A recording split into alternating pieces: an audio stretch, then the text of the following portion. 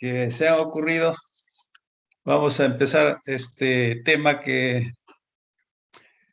es muy interesante porque complementa sus conocimientos en relación a hernias que ya se supone que han hecho anteriormente. Entonces, el tema está así, eventraciones y evisceraciones, pero si nosotros eh, revisamos tanto la definición como la secuencia, diríamos, lógica, pensaríamos que primero es una evisceración, ¿no? Y que esta, dependiendo de su clasificación, puede inicialmente o tardíamente convertirse en una eventración. Pero realmente desde el punto de vista didáctico se ha visto de que cuando primero se revisa lo que es eventración, entonces resulta más comprensible, ¿no? El tema en relación a lo que vendría a ser la secuencia con la evisceración. Entonces, por eso vamos a empezar con eventraciones, ¿no? Siempre es importante una imagen que se grabe en nuestra memoria, porque eso es lo primero que a veces uno evoca cuando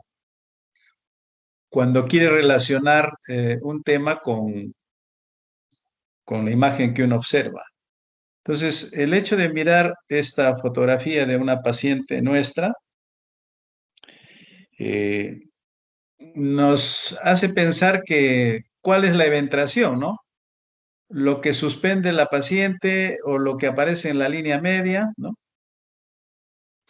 Entonces, ya nos crea un poco de confusión por un momento y por otro lado nos induce a la curiosidad de poder averiguar qué es lo que la paciente tiene.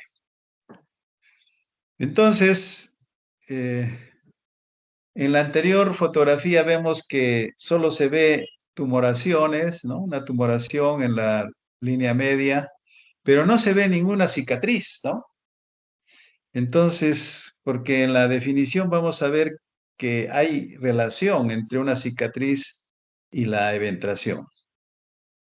Esta fotografía de la misma paciente, pero ya no con todo el abdomen en delantal que tiene suspendido hacia arriba, sino esta vez ya como realmente se presenta la paciente en posición supina. Entonces se ve claramente ahí que tiene una cicatriz operatoria mediana, amplia, grande, ¿no? Que va desde el apéndice cifoides y que realmente abarca todo el hemiabdomen superior y que por debajo de ella se observa la tumoración. Entonces, primer o segundo dato que uno va guardando en la memoria, ¿no? Es sobre ventración, es esto, ¿no? Cicatriz y tumoración. Otro paciente que muestra lo mismo, ¿no?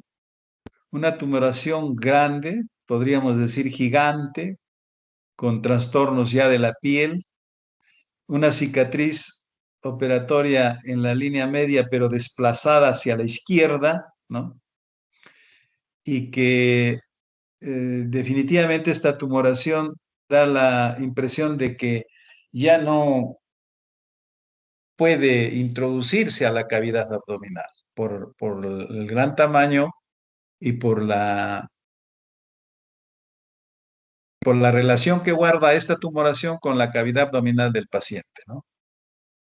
Entonces, segunda imagen que ya nos muestra una tumoración en relación a una cicatriz. El mismo paciente visto de perfil, ¿no? Y que observamos también que toda la tumoración por el peso cae por gravedad hacia la parte inferior, ¿no? Y nuevamente observamos que la cavidad abdominal pues resulta ser pequeña para la gran tumoración. Entonces, visto así el panorama del tema que vamos a tocar, tenemos que dar algunos datos importantes en relación a lo que vamos a revisar hoy, que son las eventraciones. Y como primer dato es importante mencionar que estas se originan a partir de una incisión quirúrgica. Ustedes ya saben que cuando hicieron heridas en la fase 1 hay una definición de herida, ¿no? Y hay una clasificación de heridas. Entonces, cuando hablamos de incisión, ya sabemos a lo que nos estamos refiriendo. Entonces, se origina a partir de una incisión quirúrgica y que por diferentes razones, motivos, esta cicatriza en forma anormal, en forma deficiente, ¿no? Y que ese dato importante nos sirve para poder ya tener una idea de lo que vamos a estar revisando, que son las eventraciones. En segundo lugar, es importante también tener en cuenta que cuando ustedes vieron hernias inguinales u otras hernias, pero de la pared abdominal, uno de sus componentes es el saco herniario, ¿no? Y que el saco herniario es el peritoneo. En este caso, este saco herniario está compuesto por un tejido que puede ser peritoneal o que puede estar también conformado por una, digamos, cicatriz, ya que hubo una incisión antes previa en ella, ¿no? Entonces, este tejido peritoneal y fibrocicatricial es el que va a conformar o va a dar el aspecto de un saco herniario. Posteriormente vamos a ver que no siempre las eventraciones tienen un saco herniario. Algunas no tienen saco herniario y algunas que sí tienen saco herniario es difícil su identificación o su separación, ¿no? Por eso es que es importante tener en cuenta esto, de que el saco herniario no siempre está presente y si está presente está compuesto por un tejido pues fibrocicatricial y peritoneo. Por estas mismas razones, estas eventraciones tienen un crecimiento progresivo, ¿no? Este crecimiento progresivo hace de que aumente el tamaño del defecto en forma progresiva. Esto mismo sucede en otras hernias, ya sean inguinales, ya sean hernias umbilicales. Entonces, el mismo efecto sucede en este caso, ¿no? Que por el aumento de la presión intraabdominal, que es un efecto mecánico, produce el crecimiento progresivo de este defecto, lo cual va ocasionando que mayor cantidad de vísceras puedan ir ocupando este defecto, ¿no? Entonces, visto así el panorama, podemos decir pues que una eventración, al igual que una hernia, es una protrusión de alguna de las vísceras que se encuentran en la cavidad abdominal a través de una zona que normalmente no constituye trayecto herniógeno. Entonces, este dato es importante. Las eventraciones pueden ser protrusiones igual que la definición de otras hernias, pero lo importante acá es que lo hacen a través de zonas que normalmente no constituyen trayectos herniógenos. Más adelante vamos a ver la diferencia, que sí las hernias son a través de trayectos herniógenos o trayectos preexistentes que ya uno ha revisado cuando ha hecho otro tipo de hernias. Entonces, las eventraciones también suelen ser llamadas hernias incisionales. Algunos autores dicen hernias postincisionales. Entonces, esto es un poco de semántica, ¿no? Porque realmente si primero se hace una incisión y la eventración aparece después, entonces ellos consideran que la mejor manera sería de llamarlas hernias postincisionales, ¿no? Y que igualmente es la protrusión, ¿no? Que se produce en estos defectos que se producen y que puede ser el peritoneo el que protruya, a través de esta separación que se produce en una herida, ¿no? Que es suturada. Entonces, acá aparece un elemento importante que se llama músculo aponeurótica. Entonces, es bueno recordarles que cuando se habla de heridas quirúrgicas, nos referimos a las heridas que tienen un fin, que tienen una finalidad eh, en el tratamiento de algunas patologías y que ello implica la incisión de los diferentes planos de la pared abdominal.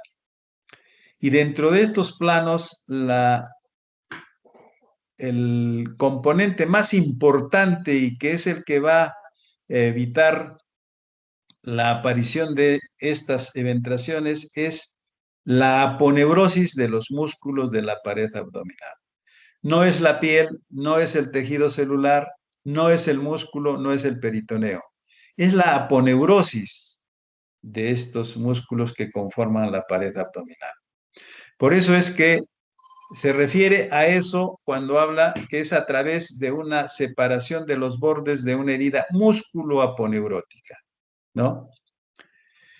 Entonces, esto puede ser consecuencia de una herida que puede ser llamada nueva, o puede decirse una herida reciente, ¿no? O puede ser una herida también de mucho tiempo atrás, llamada también una herida antigua, ¿no? Entonces, esto nos va a diferenciar algunos aspectos en cuanto al cuadro clínico. Y otro dato importante es que el saco herniario de una eventración no siempre va a contener una víscera. Y entonces acá se va a cumplir lo que han revisado ustedes en hernias, que cuando una hernia se complica y se hace irreductible, entonces puede ser que esta hernia se haya encarcerado, se haya atascado o cualquiera de los dos eventos, además de una estrangulación, ¿no? De un compromiso vascular. Entonces, igualmente, este saco puede estar vacío o puede estar con algún contenido, ¿no? Nuevamente la misma imagen para que vean que no se identifica claramente una cicatriz operatoria, pese a la magnitud de la tumoración y a la magnitud de de la pared abdominal. ¿Por qué? Porque hemos visto que la cicatriz está por encima, ¿no? Y en la línea media.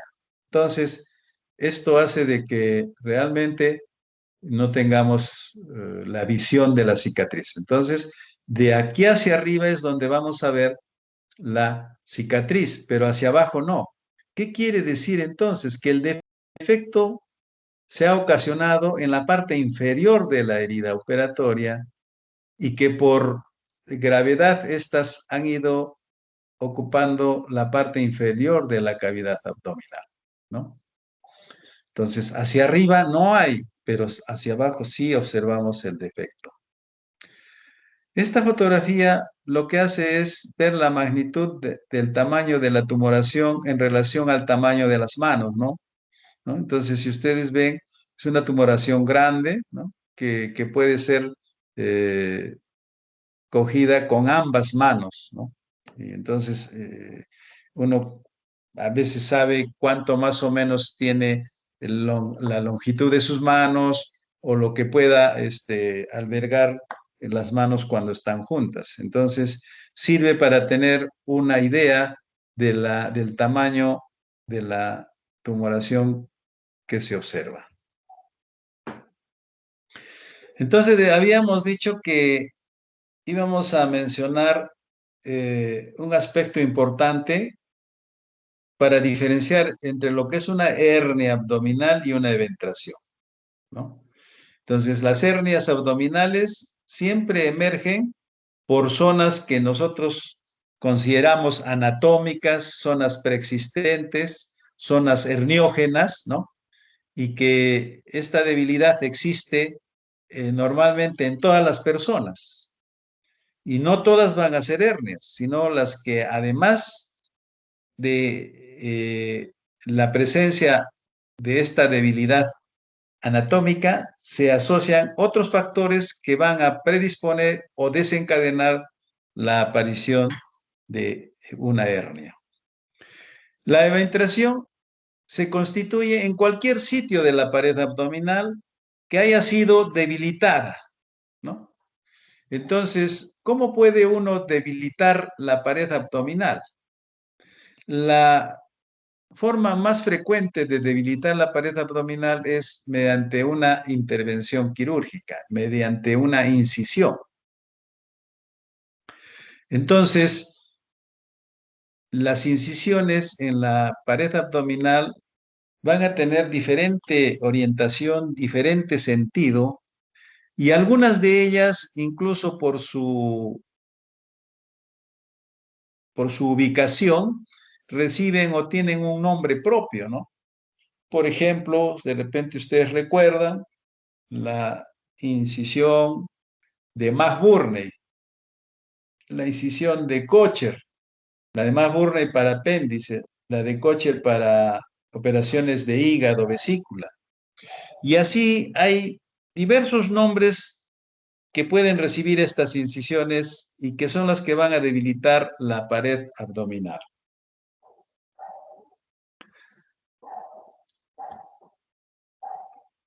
Entonces, en el caso de las eventraciones, habíamos dicho que no siempre van a poseer un saco, ¿no? Por la misma razón de que es una complicación que se produce después del cierre de una herida operatoria. Y por lo tanto, a veces no siempre uno puede individualizar el anillo herniario, ¿no? Algunos le llaman anillo eventrógeno, ¿no? O defecto. Pero este anillo, que es la fibrosis del tejido que se ha ido separando progresivamente, esta fibrosis es cicatrizal, entonces da ese aspecto de anillo. Entonces, en este caso de las eventraciones, no siempre vamos a poder identificar el anillo y no siempre vamos a poder identificar el saco. Y poníamos la fotografía porque eso va a depender mucho del tamaño del defecto, del tamaño de la eventración que se ha producido. Entonces ustedes, cuando han hecho hernias, recuerden que hay ciertas maniobras que uno realiza para producir la reducción, ¿no? Que es una condición de la hernia, la reducción, y decimos que las hernias pues son reductibles e irreductibles. Y entonces la reductibilidad puede ser coercible e incoercible. Entonces, esto mismo se puede aplicar en el caso de las eventraciones. Entonces, en este caso, lo que hemos hecho son maniobras de taxis, tratando de reducir el contenido. Y sí, como ustedes observan, en la fotografía se ha reducido el contenido y lo que observamos es la piel arrugada, ¿no? En la zona del defecto, lo que nos indica que esa es la ubicación, generalmente lateralizada a la izquierda, en este caso, para el defecto de la aponeurosis, producto de una intervención quirúrgica. Es la misma fotografía en un momento en donde al paciente ya se le empieza a decir que puje o que haga una maniobra de Valsalva y van observando cómo ya el contenido va saliendo y va nuevamente a ubicarse en el saco que se ha producido a nivel inferior de la cavidad abdominal. En este momento ya se le ha dicho que haga un esfuerzo mayor y vemos que totalmente el contenido de la cavidad abdominal ocupa el saco herniario de esta eventración, ¿no? Aquí aún un poco más, ¿no? Cuando hace esa maniobra. Esto es lo que estábamos mencionando al principio, lo que condiciona que el diámetro del defecto se ensanche o crezca a medida que pase el tiempo, porque la fuerza con que este contenido sale hacia afuera por eso hablamos de protrusión. Entonces, tiene una presión muy importante, lo cual indica que el defecto con el transcurrir del tiempo va a ir aumentando en diámetro y en longitud, ¿no? Entonces, eso nos permite ver estas fotografías. En cuanto a la etiopatogenia, hay dos maneras que al final significan lo mismo, pero que desde el punto de vista de la forma como se presenta, se diferencia una de la otra, pero al final las dos tratan de decir lo mismo, ¿no? Y entonces empezamos diciendo que las eventraciones, la mayoría de ellas son seguidas de una intervención quirúrgica, ¿no? La mayor parte, y que son las que cobran mayor importancia, ¿no? Porque también va a haber eventraciones que no son posoperatorias. Esas son las menos, son mucho menos frecuentes e incluso algunos autores dicen ser raras, ¿no? No se observa con la frecuencia como en este caso cuando se observan las posoperatorias. Y dentro de estas eventraciones posoperatorias, algunas de ellas, ¿no? Las que se presentan a los pocos días de la intervención quirúrgica y en las cuales no ha habido manifestaciones que indiquen una complicación severa o mayor, estas pasan inadvertidas. Y pasan inadvertidas porque a veces en el examen posoperatorio y que constituye la evolución diaria que se debe hacer a los pacientes posoperados, no se hace un examen exhaustivo o un examen prolijo de la cicatriz operatoria. Y entonces a veces ya ha habido dehiscencia de la sutura y ya ha habido contenido dentro de la cicatriz o dentro de la herida operatoria y que a los 2, 3 días estos pacientes son dados de alta y esto de esta manera pasan inadvertidas, ¿no? Y por lo tanto, las manifestaciones del aumento de volumen se van a presentar tiempo después de esto, ¿no? Y entonces, esto es lo que posteriormente vamos a ver que constituyen las eventraciones propiamente dichas, ¿no? Y hay factores generales. Dentro de estos factores generales, consideramos que es la edad, una de ellas. Y la edad, ¿por qué? Porque se ha observado, pues, que eh, dentro de los 40 y 60 años hay una mayor proporción de operaciones durante el transcurso de la vida, ¿no? Y es porque en esa edad las personas pues están en plena actividad productiva, ¿no? Desarrollan diferentes trabajos, ¿no? Ya no es una edad en donde hay cuidado de su aspecto personal, de su alimentación, por el deporte, por diferentes razones. Entonces aparecen mayor número de factores que van a condicionar intervenciones quirúrgicas, ¿no? Entonces, es a la edad donde se ha observado mayor frecuencia. Y en cuanto al sexo, son los hombres los que se han observado que hay mayor proporción, ¿no?, de eventraciones. Y esto, dentro de otras razones, es porque realmente la pared abdominal de los varones tiene menos elasticidad, menos distensibilidad, ¿no? Y el otro aspecto es que los varones tienen una respiración de tipo abdominal, ¿no?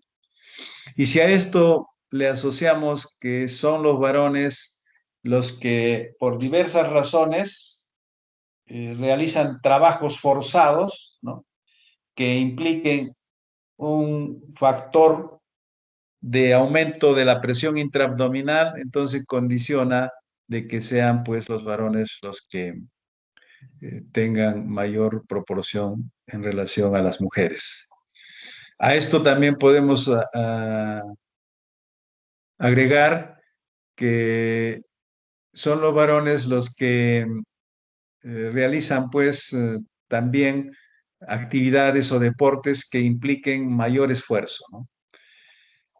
Por supuesto que últimamente esto está cambiando porque hay una tendencia en donde ya las mujeres, ¿no?, están realizando deportes que impliquen mayor esfuerzo. Eh, Hay cierta tendencia a que haya una igualdad, ¿no?, de género.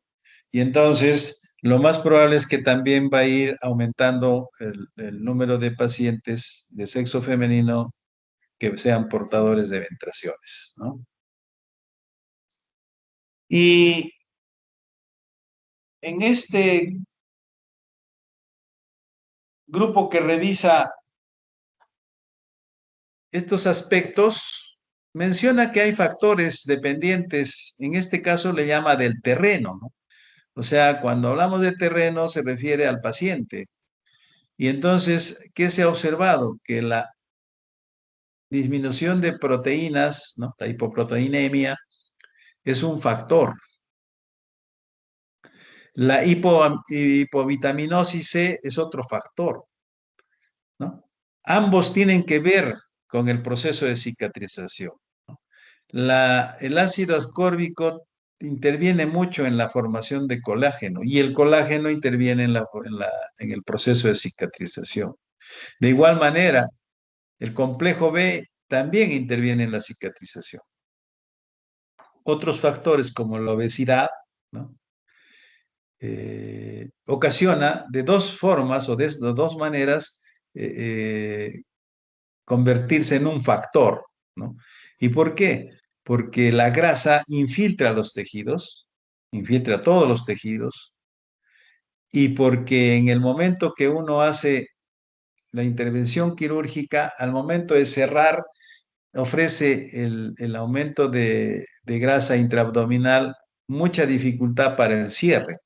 Entonces, a veces esta dificultad ocasiona que sea el cierre con algunas alteraciones y que esto pues va a predisponer la formación de eventraciones, ¿no? Los otros factores que ellos consideran son los relacionados al acto quirúrgico. Y entonces, dentro del acto quirúrgico, uno de los factores más importantes, y por eso lo hemos puesto en primera, digamos, instancia, es la anestesia.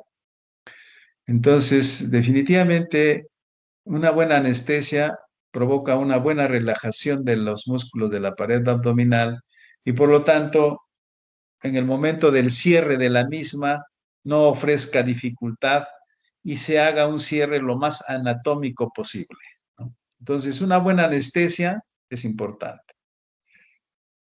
Por supuesto que dentro de ello ustedes ya han estudiado, han hecho temas de anestesiología, saben que hay que elegir una buena anestesia dependiendo del tipo de intervención que se haga. Es importante el tiempo operatorio y entonces hay varios aspectos que ustedes ya los conocen y que está considerado dentro de esto que consideramos buena anestesia. Eso implica también que el anestesiólogo tiene que estar pendiente del paciente, ¿no? Eh, Evitando que el nivel de anestesia sea constante para que el paciente no sufra en algunos momentos donde se despierta y entonces en ese momento hay contracción de músculos, se pueden romperles algunas estructuras por esa fuerza que se produce, teniendo en cuenta que la pared abdominal está abierta. Entonces hay que evitar esas cosas y a eso se refiere buena anestesia.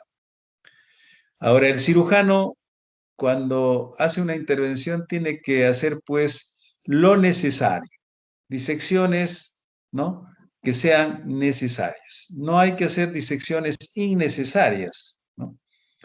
Eh, Eso por la misma razón de que al hacer una disección más amplia se está disminuyendo, por supuesto, la irrigación comprometiendo la irrigación, comprometiendo la inervación, y que ya vienen a constituir factores que van a ser de repente los que causen debilidad y posteriormente eventraciones, ¿no? Dentro del momento quirúrgico, siempre es importante mantener un sangrado lo más mínimo posible. A eso le llamamos hemostasia. Entonces, es bonito operar cuando todo el campo operatorio no tiene sangre y se pueda identificar todas las estructuras como uno las observa en el libro, como uno las observa en los videos o como uno hoy por hoy las observa pues en diferentes formas, ¿no? Entonces, una hemostasia en el momento del acto quirúrgico es muy importante, porque cuando uno descuida esto, el sangrado que se produce, dependiendo del tamaño del vaso, va a constituir hematomas de la pared abdominal. Y los hematomas de por sí van a debilitar las suturas de la pared y van a complicar o van a predisponer a que pueda haber ruptura o debilitamiento a ese nivel. Aparte de que por sí, ustedes ya saben que la sangre es un medio o un caldo de cultivo, ¿no? Por eso hay el agar sangre. Entonces, la sangre se constituye en un caldo de cultivo y pueda predisponer a una infección de la herida operatoria. Entonces, eso conlleva a lo siguiente que estamos viendo, evitar infecciones de la herida operatoria. Y a ello se asocia lo que uno dice de que el cirujano tiene que buscar la incisión y la ubicación más adecuada para la patología que va a tratar desde el punto de vista quirúrgico, ¿no? Entonces se recomienda incisiones que sean anatómicas, siguiendo las líneas adecuadas, siguiendo la forma o la orientación en el caso de la aponeurosis de la misma, ¿no? Entonces, en ese sentido, ¿no? Se pensaba que las incisiones longitudinales, que son las que están en el sentido de las fibras de la aponeurosis de los rectos, eran las más anatómicas, pero dentro de los estudios están demostradas que estas son las más eventrógenas, ¿no? Las incisiones longitudinales son más eventrógenas que las oblicuas o que las transversales. Por eso, hoy por hoy hay mayor tendencia, ¿no?, de hacer incisiones horizontales u oblicuas, ¿no? Entonces, hay escuelas en donde para las peritonitis por apendicitis hacen incisiones transversas a nivel de la fosa ilíaca, ¿no? Y también lleva su nombre. Tiene un nombre, así como la incisión de Maburne, ¿no? También hay un nombre para ella. Entonces, dentro de lo mismo, se tiene que tener en cuenta que al momento de hacer el cierre, o sea, la sutura, ¿no?, el cierre de la herida, se emplea el material adecuado. Y el material adecuado está en relación a cada uno de los tejidos que uno ha incidido en el momento de la cirugía, ¿no? Entonces, por eso es que ustedes en su fase 1 hicieron un seminario, un tema de investigación sobre eh, drenes y drenajes, ¿no? Y el otro tema fue de suturas, ¿no? Entonces, en las suturas, ustedes revisaron de que hay suturas absorbibles y no absorbibles, ¿no? Hay las multifilamento y las monofilamento, ¿no? Hoy por hoy ya se usan con agujas atraumáticas. Antes se utilizaban agujas que tenían un ojo y que había que pasar la sutura a través de la misma. Entonces, todo eso ha ido cambiando en beneficio del cierre de los pacientes para evitar estas complicaciones, ¿no? El uso de drenes también es un factor que está considerado, ¿no? Y hay ciertas recomendaciones, ¿no? Solo se debe drenar a través de una herida operatoria cuando haya pues las razones digamos, que no se puedan tener otra forma de drenar, porque la indicación es que debe hacerse siempre un drenaje lejos de la herida operatoria para evitar la contaminación, ¿no? Pero en algunos casos se tiene que hacer. Y entonces a eso también se refiere lo que son las ostomías. Y eso lo vamos a ver más adelante. Entonces hay factores ya no dependientes del terreno ni del momento del acto quirúrgico, sino ya los que son después de la operación. Y esto es importante mencionarles porque a veces todo sale en perfectas condiciones, una cirugía bien reglada, bien llevada, ¿no? Y el posoperatorio no es bien manejado y entonces acá es donde ocurren las complicaciones, ¿no? En el manejo posoperatorio. Y dentro de estos hay factores, pues, considerados como mecánicos, ¿no? Lo que implica el aumento de la presión intraabdominal por diferentes razones. En un posoperatorio inmediato puede haber vómitos, puede haber hipo persistente, puede hacer un hilio paralítico posoperatorio. Todo esto hace de que haya un aumento de la presión intraabdominal, lo que va a condicionar una fuerza, una tensión, una presión sobre las suturas y esto va a ocasionar una isquemia a ese nivel, ¿no? Va a ocasionar un desgarro de esos tejidos y si esta isquemia sigue en aumento puede llegar incluso a la necrosis y cuando ya hay necrosis el tejido pues se abre fácilmente, ¿no? Entonces, esto hay que evitar en lo posible, sí. Por eso está considerado como un factor mecánico. En algunos casos, es importante el levantamiento temprano, que es diferente del levantamiento precoz, ¿no? El levantamiento temprano es en el momento adecuado y está demostrado que el levantamiento temprano mejora el flujo sanguíneo a nivel de la zona operatoria, mejora.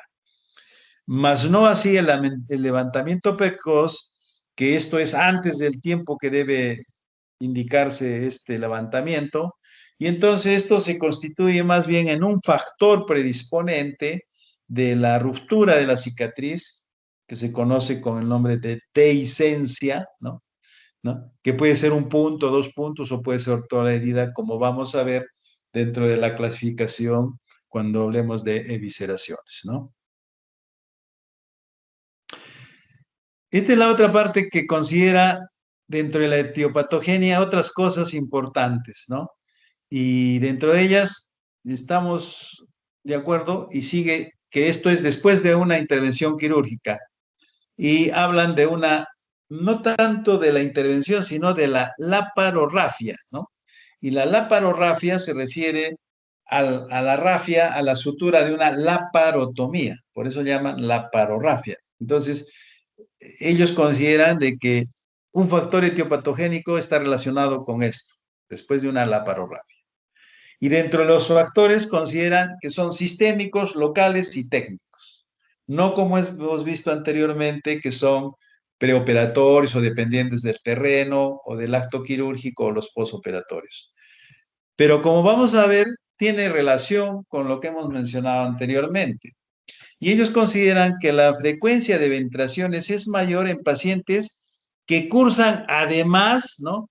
Con otros factores concomitantes, como la anemia, la hipoproteinemia, la desnutrición, la ictericia, la insuficiencia renal crónica, cirrosis, que esto lleva a ascitis, enfermedades pulmonares crónicas, obstructivas, la obesidad nuevamente, la edad avanzada, y entonces es cierto, pues con el avance de la edad, el tejido, el colágeno, disminuye en calidad y al disminuir en calidad va a disminuir en resistencia y al disminuir en resistencia también va a disminuir la calidad de la cicatrización.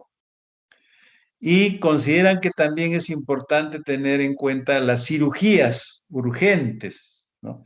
Siempre una cirugía urgente implica un acto en donde el paciente no está preparado adecuadamente, en donde puede ser que el tipo de herida quirúrgica que se presente no sea limpia, sino sea una limpia contaminada o una herida contaminada. Entonces, es otro factor, sí.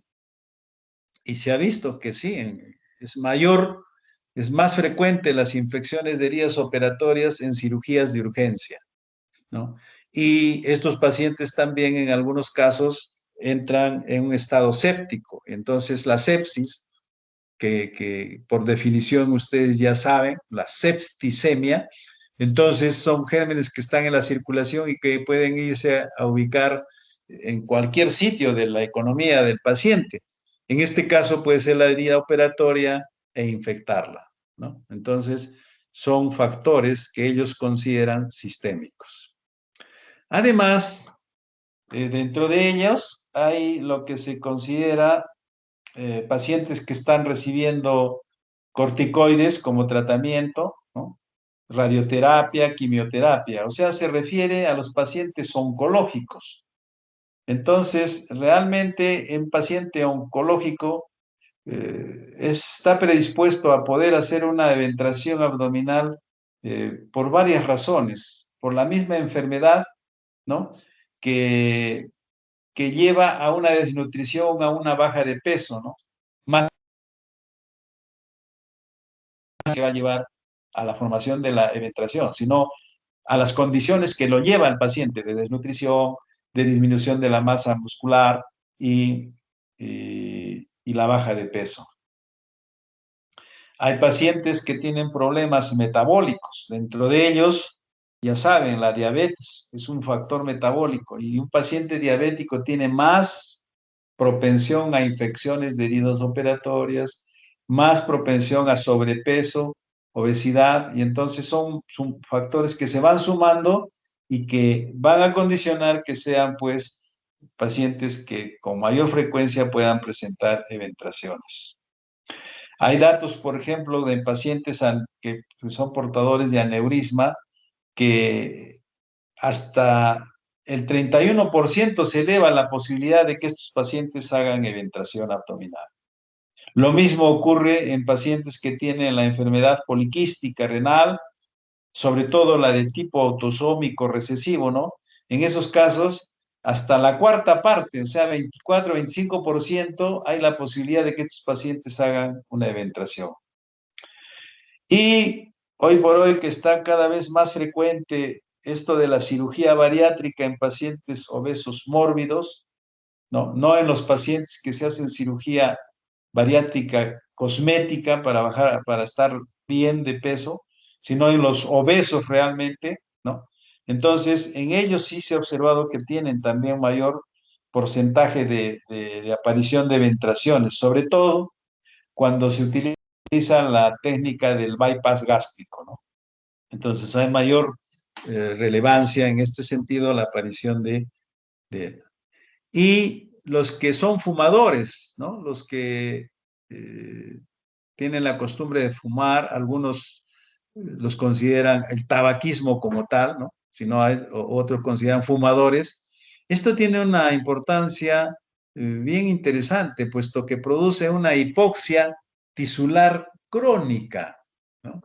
Y esta es producida por el consumo de tabaco. ¿Y esto a qué conduce? A que rompa un equilibrio entre lo que le llaman la proteasa, ¿no? Y al romper esto, que tiene que ver con la formación de fibras colágenas, altera la cicatrización, altera desde ese punto de vista, ¿no? Entonces es un factor importante también, sí, un factor que es considerado como un factor sistémico. Los locales están relacionados al acto quirúrgico en este caso, y ellos mencionan que es frecuente las eventraciones cuando son incisiones mayores de 18 centímetros de longitud. Antiguamente, hasta hace unos años atrás, había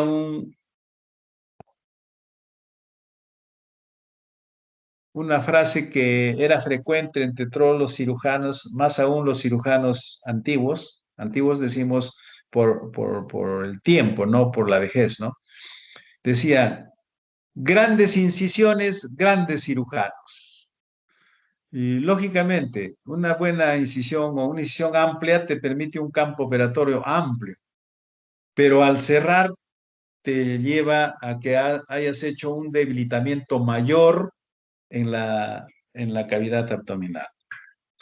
Y cuando hay incisiones medianas, ustedes tienen que recordar que cuando han revisado hernias umbilicales, se revisa la línea alba, la línea media, que es donde se entrecruzan las fibras aponeuróticas, tanto de los músculos laterales como de los rectos. Y todos se unen para hacer una función adecuada en la pared abdominal.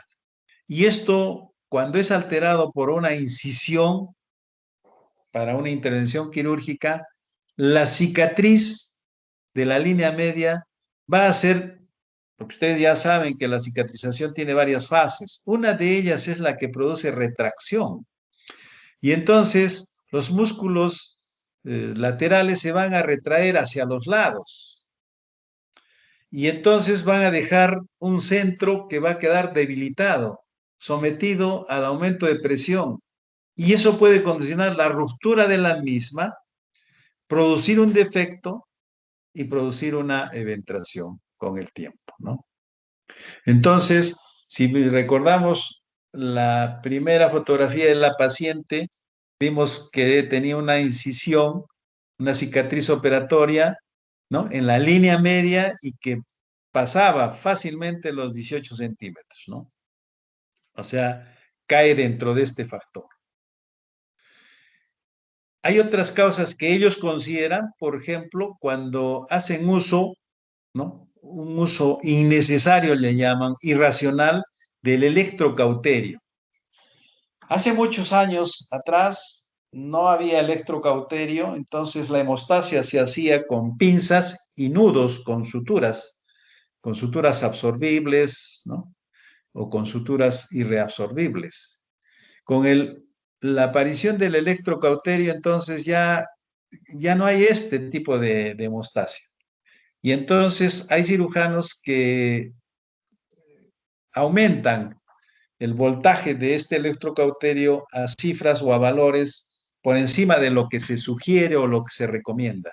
Lo que produce, por supuesto, mayor quemadura, mayor margen de quemadura de los tejidos, debilitándolos y por lo tanto condicionándolos a un desgarro de los mismos y la aparición de eventraciones, ¿no? Entonces, hay que tener mucho cuidado cuando se abre la pared abdominal en el uso del electrocauterio, ¿no? Y bueno, las infecciones de las heridas sí las han mencionado, los drenajes también se ha hablado, las ostomías a través de la herida sí. Algunos cirujanos, por no abrir la pared abdominal en dos sitios, entonces a través de donde hicieron la incisión y tienen que abocar el intestino, lo hacen a través de esa misma incisión. Y entonces se hace una ostomía a través de la misma. ¿Eso condiciona una infección? Sí. Y ya sabemos que la infección condiciona una visceración y esto a una eventración, ¿no? Además, pues, de la mala calidad de los tejidos que habíamos dicho, adelgazados, ¿no? Y donde el cirujano va a dar los puntos.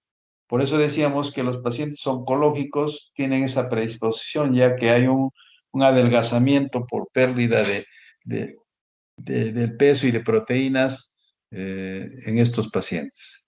Y el aumento de la presión intraabdominal, pues, que habíamos visto, ¿no? La elección del sitio de incisión, sí, ya también habíamos visto que sí, digamos, necesario ubicar el sitio donde se va a hacer la incisión. El tipo de incisión también, ¿no? Elección del material de sutura también, ¿no? Y algo que sí es importante remarcar es que durante el cierre de la herida operatoria debe hacerse lo más anatómicamente posible, ¿no? Y debe llevarse una técnica de cierre que es lo que se recomienda o lo que sugiere, digamos, gente que ha trabajado mucho en ese aspecto, ¿no? Existe otra frase que en el mundo de los cirujanos se escucha con frecuencia y dice, yo cierro como yo deseo, porque a mí me va bien, ¿no? Y entonces, cuando uno revisa su porcentaje porque realmente una eventración es una complicación, aunque sea alejada, pero es una complicación de la operación. Entonces, es en el momento donde los cirujanos cruzan, ¿no? Porque hay puntos que ustedes han visto que en su seminario han mencionado. Hay la sutura continua, la discontinua, la sutura cruzada, pero hay que saber el momento o el tipo de tejido en el cual necesitas cruzar. Y entonces eso es importante tener en cuenta porque eso puede condicionar a la aparición de, de las hernias. Entonces, antes de entrar a la fisiopatología, algunos aspectos relacionados a la epidemiología. Y dentro de la epidemiología, pues hay estudios que han observado que el riesgo de visceración posterior a una laparotomía es entre el 0,24 al 5,8%.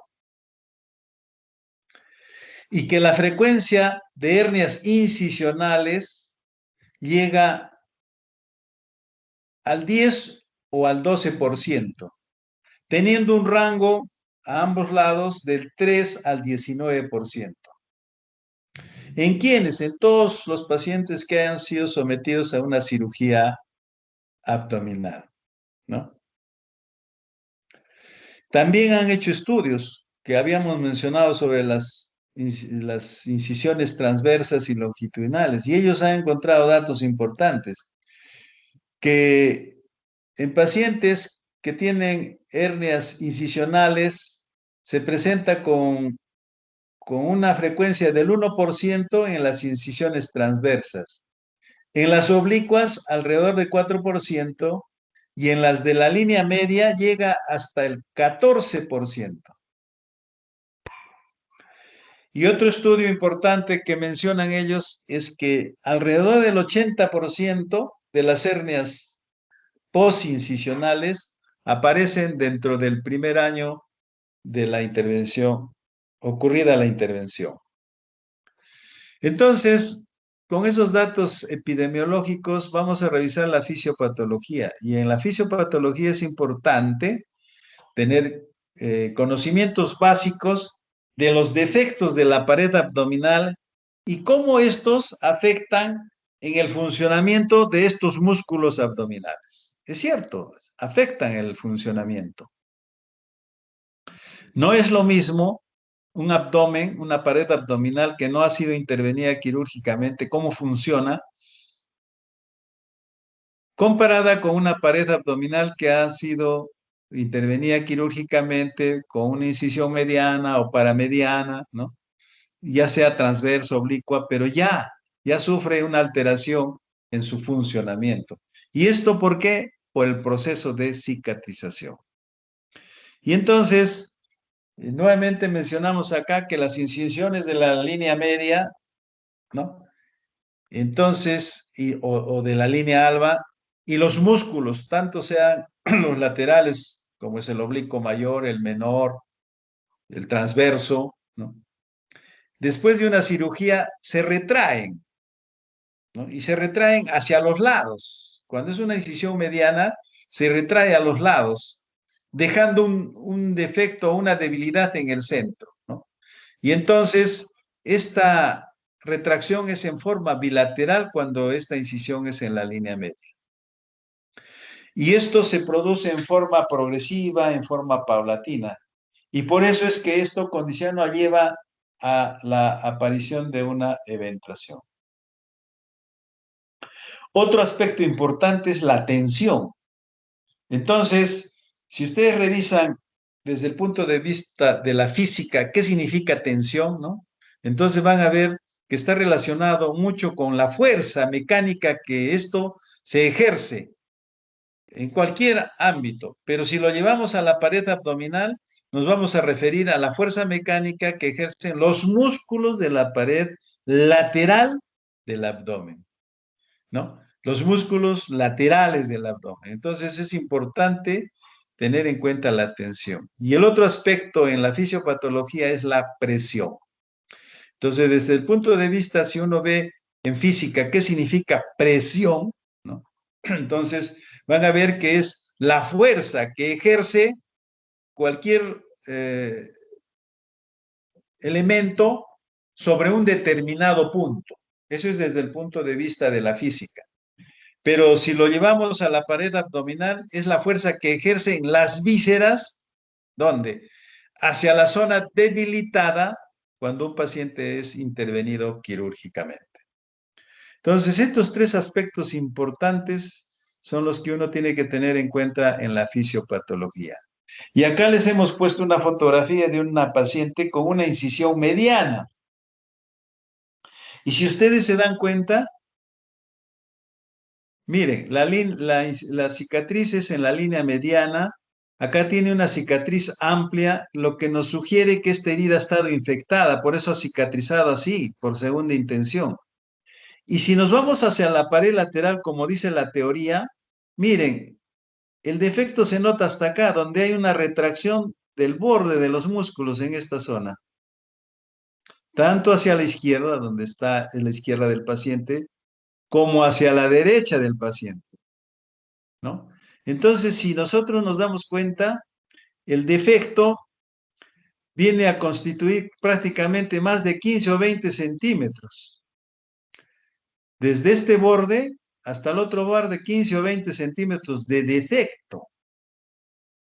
Entonces, en el tratamiento, tratar de aproximar eso, ya ustedes pueden ver cuál sería el resultado del mismo. Ocasionaríamos uno de los elementos de la fisiopatología, que sería la tensión, ¿no es cierto? La tensión. Entonces, para el tratamiento de estos pacientes, uno tiene que tratar de evaluar bien el caso y proponer el tipo de cirugía que se le va a hacer en ese caso, ¿no? Entonces, en esta fotografía es evidente todo el defecto que se ve. Y si ustedes, creo que hay otra fotografía que vamos a ver, en esta zona donde se ve esta cicatriz que ha sido cierre por segunda intención, el asa intestinal prácticamente está pegada a la piel. No hay tejido que lo separe, no hay tejido celular.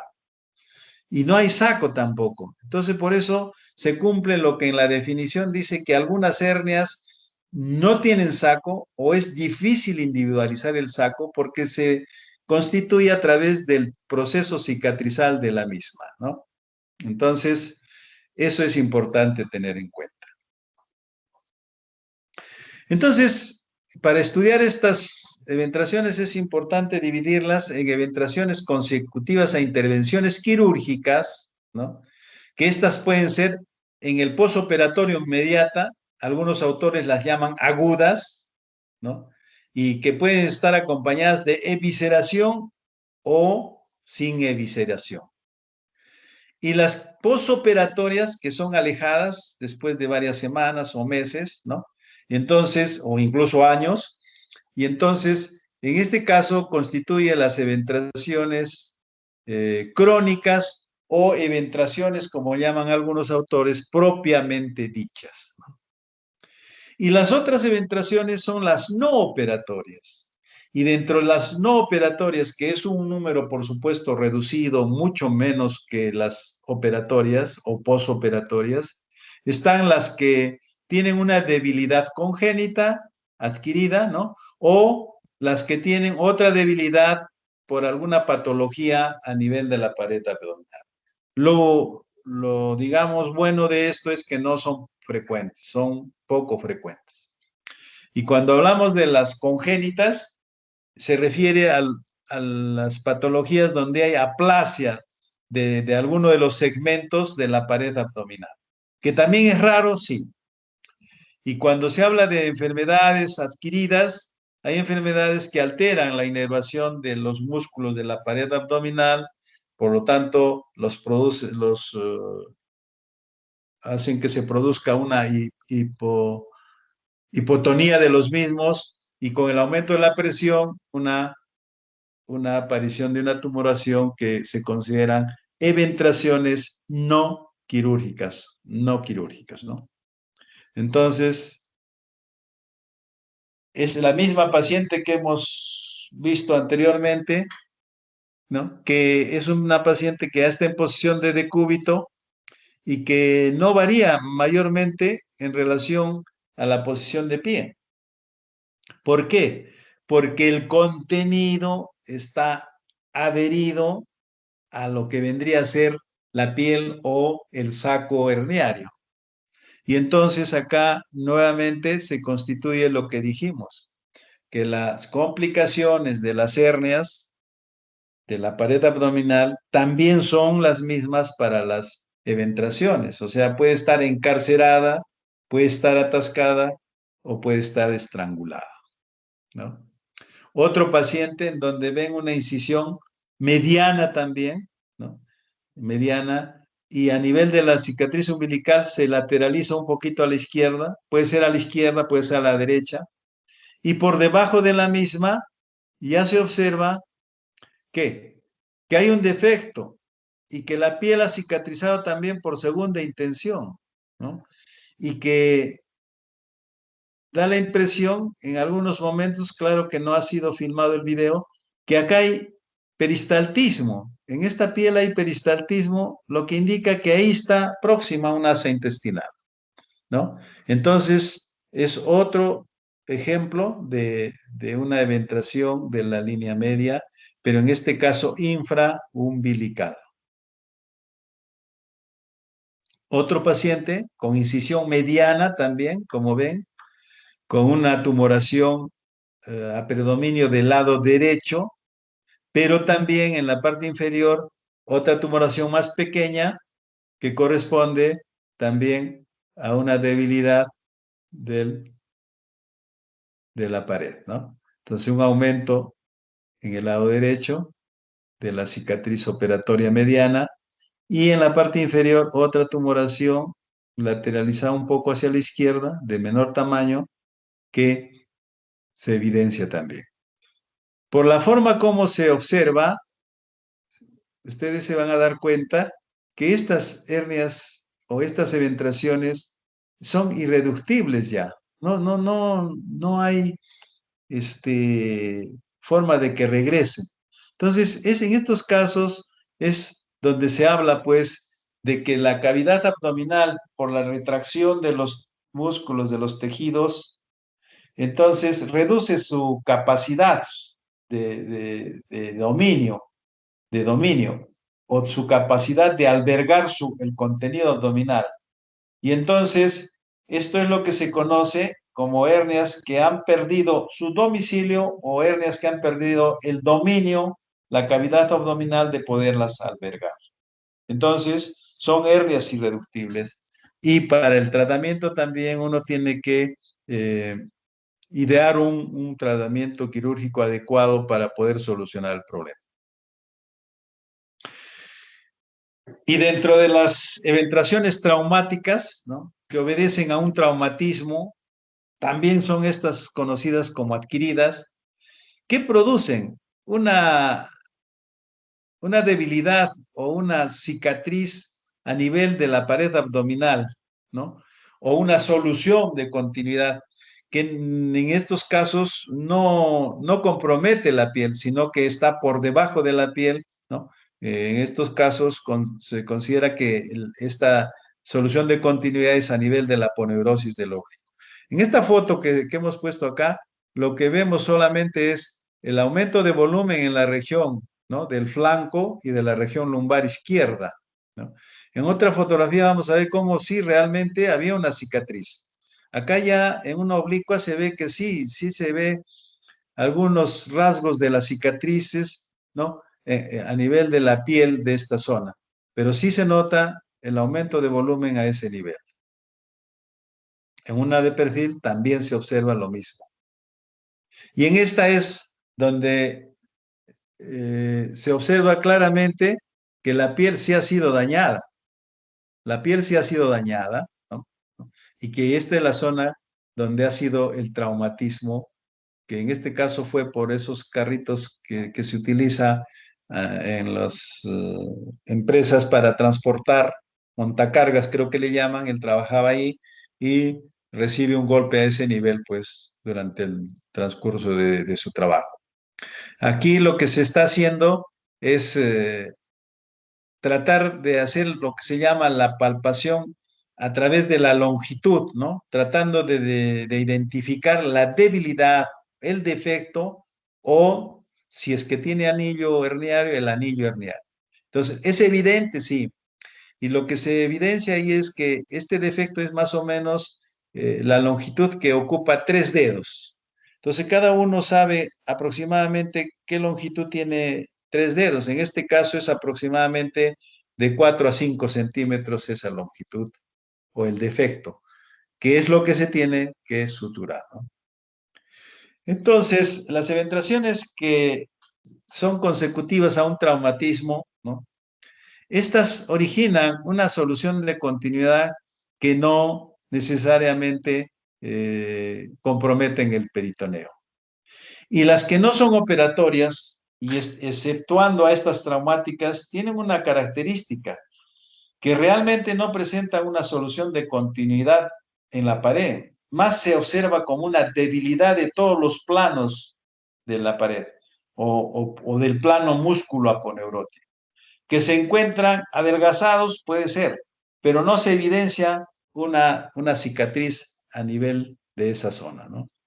Que estos tejidos pueden estar atróficos, sí, pero que tienen la integridad del peritoneo, eso sí también. Eso las características. Estas ya son fotografías, ¿no? Para que vean cómo la obesidad, que ya se ha mencionado anteriormente como un factor dependiente del paciente, ¿no? Entonces, esta obesidad, paciente más o menos pesa 145 kilos y tiene una tremenda tumoración que ocupa casi toda la zona del hemiabdomen inferior, 145 kilos. Le dijimos que se levante hacia arriba para que se observe, ¿no? Si hay algún daño o una alteración en la piel, porque en estos pacientes a veces la piel se irrita, puede hacer una dermatitis de contacto, puede complicarse con micosis a ese nivel, lo cual, digamos, alteraría el tratamiento quirúrgico y entonces tendría que recibir tratamiento, ¿no? Entonces, otra fotografía de paciente en donde habíamos hablado que los hematomas, ¿no? No una buena hemostasia, el hematoma pues va a alterar el cierre de la herida operatoria y va a condicionar la ruptura de los puntos, el desgarro de los puntos y por lo tanto una evisceración que puede ser parcial y que al final puede terminar en una eventración con el correr de los tiempos, ¿no? Entonces, como ven ahí, el coágulo que está por debajo se observa, ¿no? Se observa el coágulo, el color que tiene, el coágulo en el fondo de la cicatriz. Se ha abierto la piel y el celular y se ve el coágulo. Entonces, lo que hay que hacer en este caso es el evacuar todo este hematoma, hacer un lavado, y si no hay evidencias de dehiscencia, queda ahí. Si hay evidencias de dehiscencia, evaluar la posibilidad de cerrar la misma o utilizar algún otro método que ya vamos a ver en el tratamiento de las evisceraciones. Esta es una fotografía para que vean la señora de la primera fotografía donde tenía esa tumoración en el hipogastrio. Miren cómo desaparece completamente luego de la cirugía.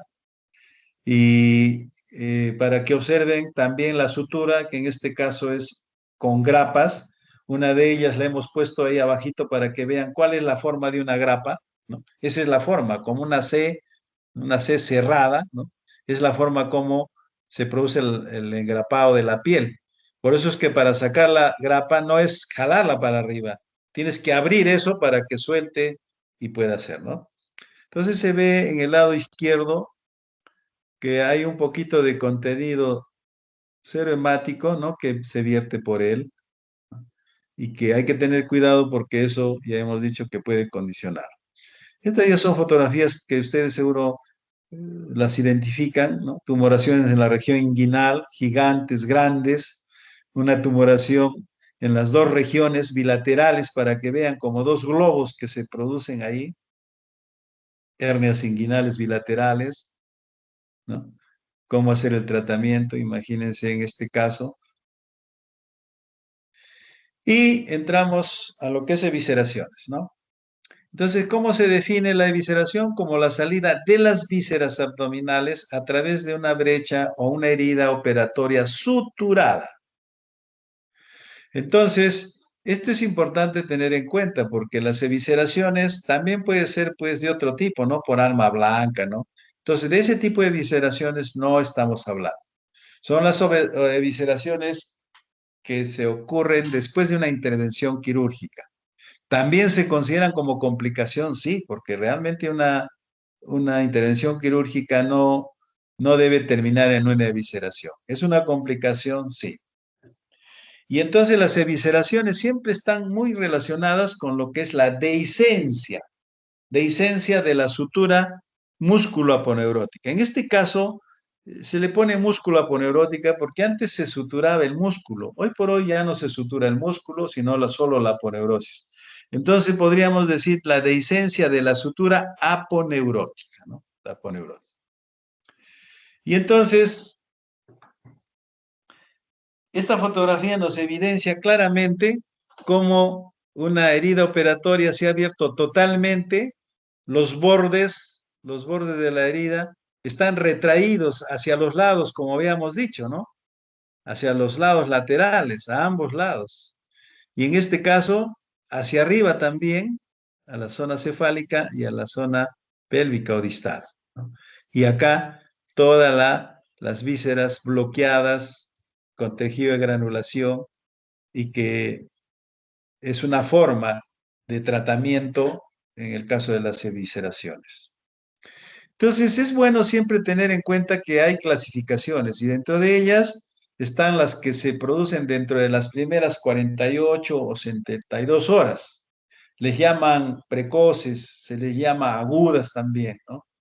Y las que son tardías en relación a su aparición después del 10º o 20º día, y algunos consideran hasta el mes, hasta los 30 días, ¿no? Y la otra forma de clasificarlas es cuando ocurre ese desgarro que hemos hablado, ¿no?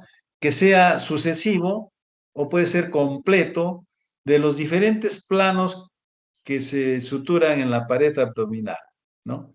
Y entonces, desde este punto de vista, pueden ser progresivas o pueden ser bruscas. Entonces, las progresivas son las que se van a producir en un tiempo y las bruscas van a ser, pues, de inmediato con aparición de las vísceras en la cicatriz operatoria. Y la otra clasificación está relacionada a la longitud de la sutura, ¿no? A la longitud. Y entonces pueden ser parciales o totales. El caso de la fotografía anterior, o sea, esta es una total, ¿no? O sea, toda la longitud de la cicatriz está abierta, ¿no? Y si nos relacionamos a los planos, es todos los planos, aponeurosis, peritoneo, piel, celular, ¿no?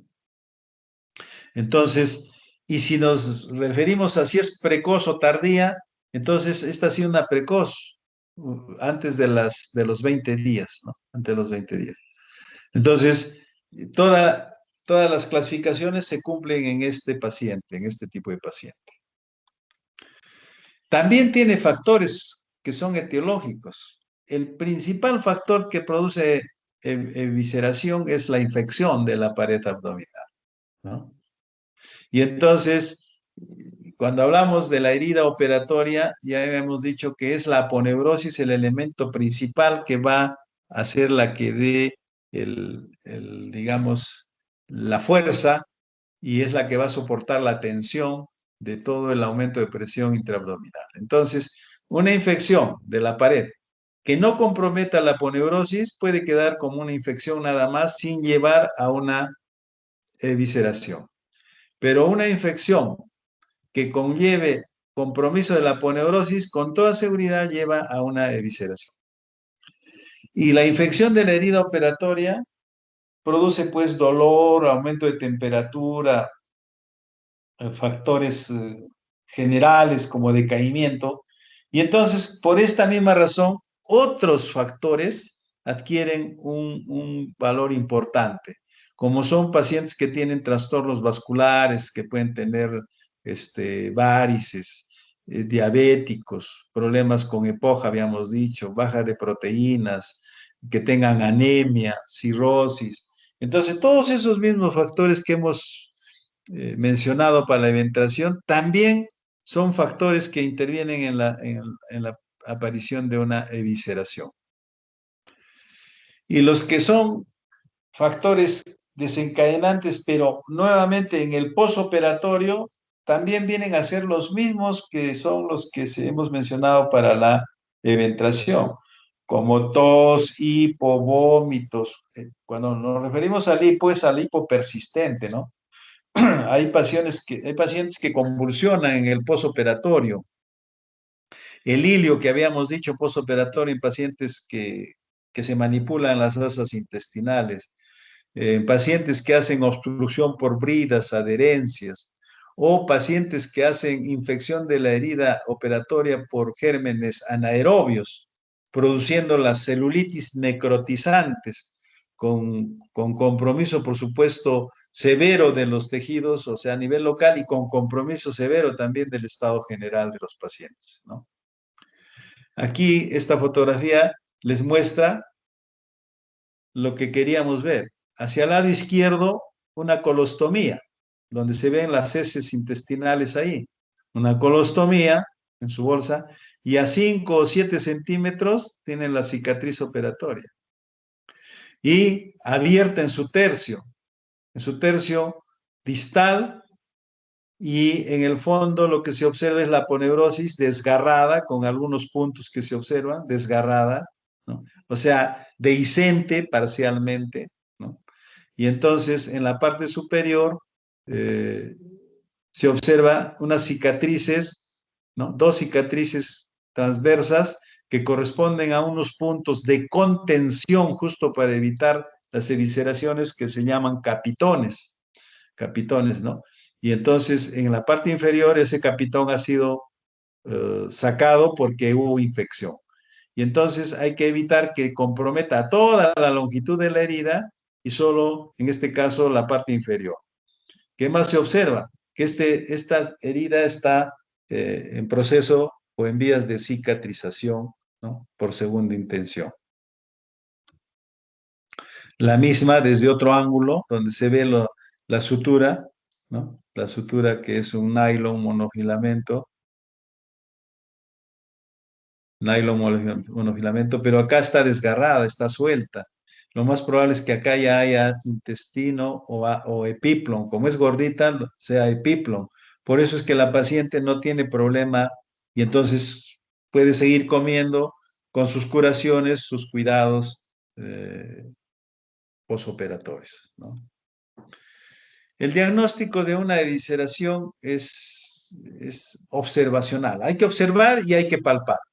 Y cuando uno observa o hace la inspección, lo que vemos es un líquido cero hemático que aparece, ¿no? En una herida operatoria, ¿no? A partir del tercer, cuarto, quinto día, que ya debería estar seca, sin embargo, aparece este líquido. Entonces le llaman también líquido asalmonado, es color salmón, es líquido cero hemático. Y al examen lo que se encuentra es pues, una depresión del eje longitudinal de la herida operatoria, ¿no? Este es el líquido que aparece en las gasas, ¿no? Es el líquido que aparece asalmonado de ese color. Y lo que hay que hacer es explorar o ver la herida y no y tener mucho cuidado, porque una evisceración bloqueada la puedes convertir en una evisceración abierta y que requiera una intervención quirúrgica, ¿no? Hay formas como se presentan las evisceraciones. Uno de esas formas es la que hemos visto, salida de líquido cero sanguinolento o asalmonado. Otras formas es que en esa dehiscencia se mete el asa intestinal y al meterse el asa intestinal produce un cuadro de obstrucción. Entonces, estos pacientes con obstrucción y con dehiscencia de la herida operatoria, tienes que observar, a veces uno observa el asa intestinal que está ahí, metida en la dehiscencia. Si está viable, bien, pero si está cianótica o desvitalizada, hay que entrar a operar de urgencia, porque ya hay compromiso vascular del asa metida en la dehiscencia. Ahora, hay dehiscencias parciales donde no hay supuración, o sea, no hay pus. Estas van a ir a una evisceración progresiva, ¿no? Y va a ser cubierta por el celular o por la piel. Pero también va a haber casos en donde hay una supuración, o sea, pus en la pared en una cantidad importante. Estas también van a ir a una dehiscencia parcial progresiva de la herida operatoria, ¿no? Y las otras dos formas son las donde hay dehiscencia total, como la que hemos visto en la fotografía, y donde a veces se ve la exteriorización de todas las vísceras, se salen, en cuyo caso es una urgencia y hay que entrar a operar en ese mismo momento. Y en otros casos, como hemos dicho, hemos mencionado, se complican o se contaminan con gérmenes anaeróbicos, lo que produce una celulitis necrotizante con un desgarro de los tejidos y una evisceración abierta a ese nivel. El tratamiento va a estar, digamos, dirigido al momento antes de la operación, ¿no? El cual tiene que estar relacionado con la colocación de una sonda nasogástrica, una sonda vesical, un catéter venoso central, buena hidratación y cubrirlo con antibióticos. En algunos casos puede ser incluso con anticoagulantes, dependiendo de los riesgos que pueda tener el paciente. El tratamiento médico antes de una intervención quirúrgica está basado en el uso de vendajes. Hay un tipo de vendaje que se llama de Montgomery, ¿no? Es un vendaje especial para el abdomen y evitar la intervención quirúrgica, ¿no? Y cuando uno decide este tratamiento médico es porque el paciente no puede ser sometido a una cirugía. Y el tratamiento quirúrgico implica varios pasos, ¿no? Son varios pasos que uno tiene que seguir. Y dentro de estos pasos está la exploración de la herida operatoria, ¿no? La exploración de la cavidad abdominal, si es que uno sospecha, o en la tomografía o en la ecografía mencionaban colecciones a nivel intraabdominal.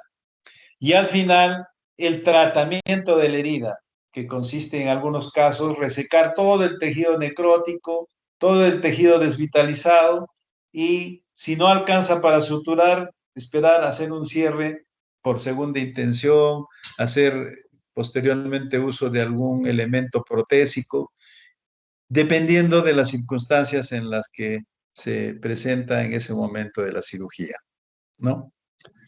Y para terminar, mostrarles una serie de fotografías de diferentes tipos de hernias y en diferentes incidencias, en diferentes momentos, ¿no?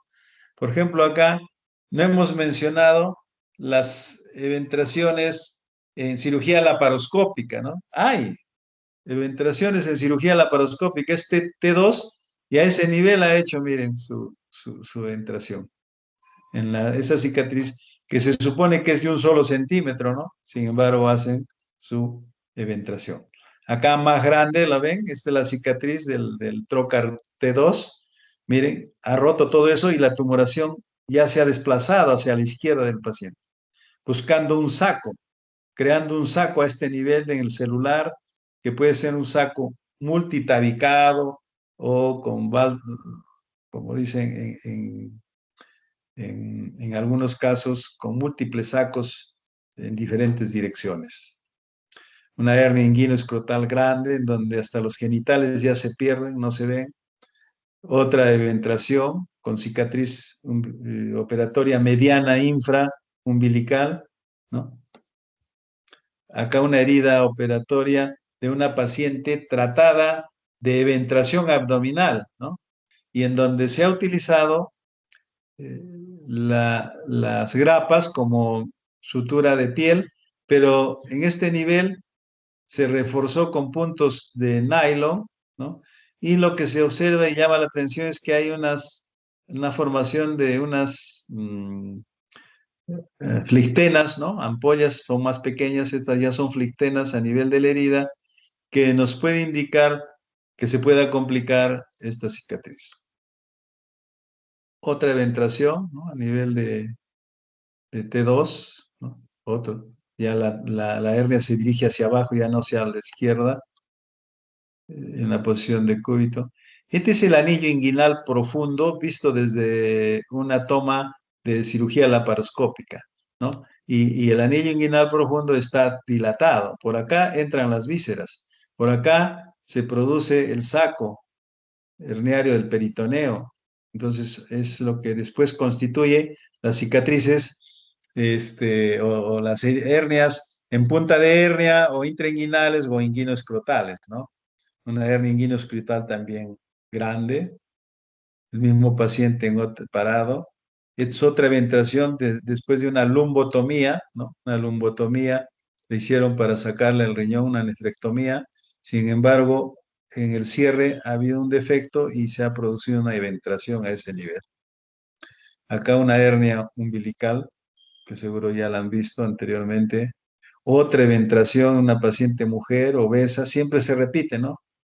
Entonces, habíamos dicho más es en hombres, pero ven cómo ya la frecuencia va aumentando en incidencia en nuestro medio, porque todos estos son pacientes de nuestro medio, son mujeres con eventraciones, ¿no? Con cicatriz. Si ustedes ven, esta es una cicatriz que era para mediana, pero por el tamaño de la distensión y miren cómo ha sido desplazada totalmente hacia el lado derecho. Esta es una misma fotografía, pero en una incidencia lateral, otra hernia inguinal, inguinoescrotal casi pequeña, una más grande, y ya miren cómo la coge él, tremenda hernia, y después de la operación cómo queda, ¿no? Recuperado. Bueno, eso es todo lo que hemos querido mencionarles en relación al tema, y esperemos que la información que tengan les sirva para que cuando ustedes estén haciendo su internado o estén ya ejerciendo la profesión, tengan una idea de todo lo que puede ser eh, como complicación en una intervención quirúrgica de la pared abdominal. Gracias.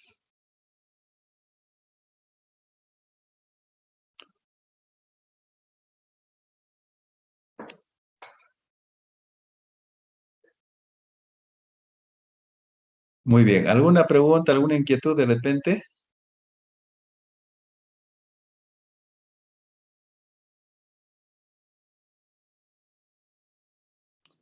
No, todo claro. Bien, entonces. Entonces, damos por terminada la clase, pues, y, y a estudiar para su examen, que ya creo que es la próxima semana. Sí, doctor, muchas gracias. Ya, Gracias, doctor. ya, chao. Hasta mañana. Hasta mañana. Gracias, doctor. Hasta mañana.